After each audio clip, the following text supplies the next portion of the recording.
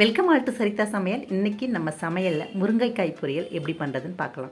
இது ரொம்ப சுலபமாக டக்குன்னு செஞ்சு முடிச்சிடலாம்.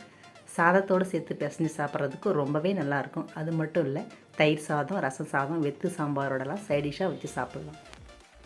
இப்போ எப்படி பண்ணுறதுன்னு பார்த்துடலாம். அதுக்கு ஒரு கடாய் அடுப்பில் வச்சுருக்கேன். சூடானதுமே 2 ஸ்பூன் எண்ணெய் சேர்த்துக்கலாம்.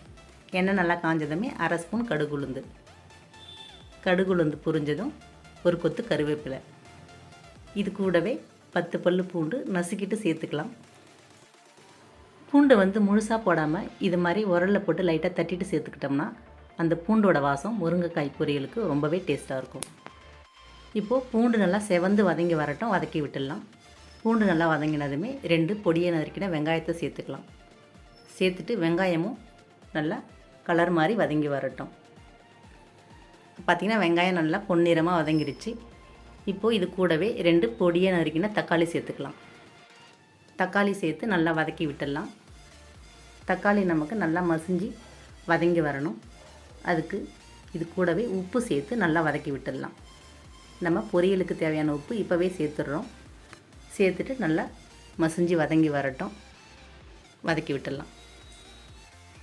தக்காளி பார்த்திங்கன்னா நல்லா மசிஞ்சு வதங்கிருச்சு. இப்போது இதில் 1/4 ஸ்பூன் மஞ்சள் தூள் சேர்த்துக்கலாம். இது கூடவே 1 டீஸ்பூன் மிளகாய்த்தூள், 2 டீஸ்பூன் தனியாத்தூள் சேர்த்துட்டு மசாலாவோட பச்சை வாசம்லாம் போகட்டும். இதை 1 நிமிஷம் வதக்கி விட்டுடலாம். இப்போ பார்த்திங்கன்னா மசாலாவோட பச்சை வாசம்லாம் போயிடுச்சு. இதில் நான் 3 முருங்கைக்காய் கட் பண்ணி எடுத்திருக்கேன். இப்போ இந்த மசாலாவோட சேர்த்து நல்லா கலந்து விட்டுருவோம். ஒரு 2 நிமிஷம் இந்த மசாலாவோடு சேர்த்து இந்த முருங்கைக்காயை வதக்கி விட்டுடலாம். முருங்கைக்காய் பார்த்திங்கன்னா 2 நிமிஷம் நல்லா வதங்கி வந்துருச்சு. இப்போது தண்ணி வச்சு நம்ம வேக வச்சுக்கலாம்.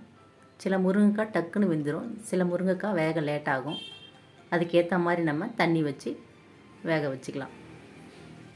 இப்போது தேவையான தண்ணி சேர்த்துட்டு இதை ஒரு வாட்டி நல்லா கலந்து விட்டு மூடி போட்டு மூடி வச்சு அடுப்பை மீடியம் ஃப்ளேமில் வச்சுட்டு 5 நிமிஷம் நல்லா வேக வச்சுக்கலாம். முருங்கைக்காயை வேக வைக்கும்போது அடிக்கடி நம்ம கிளறி விடணும், இல்லைனா அடி பிடிக்கும். அதனால் நம்ம அடிக்கடி எடுத்து கிளறி விட்டு வேக வச்சுக்கலாம். பாருங்கள், தண்ணியெல்லாம் சுண்டி நல்லா வெந்து முருங்கைக்காய் பொரியல் சூப்பராக நமக்கு ரெடி ஆகிடுச்சு.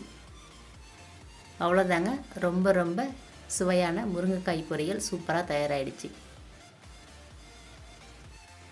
இந்த வீடியோ பிடிச்சிருந்தால் லைக் பண்ணி, ஷேர் பண்ணி, கமெண்ட் பண்ணுங்கள். என்னோட மற்ற வீடியோஸ்லாம் பார்க்கணுன்னு நினச்சிங்கன்னா சரிதா சமையலுக்கு சப்ஸ்கிரைப் பண்ணுங்கள். தேங்க்யூ.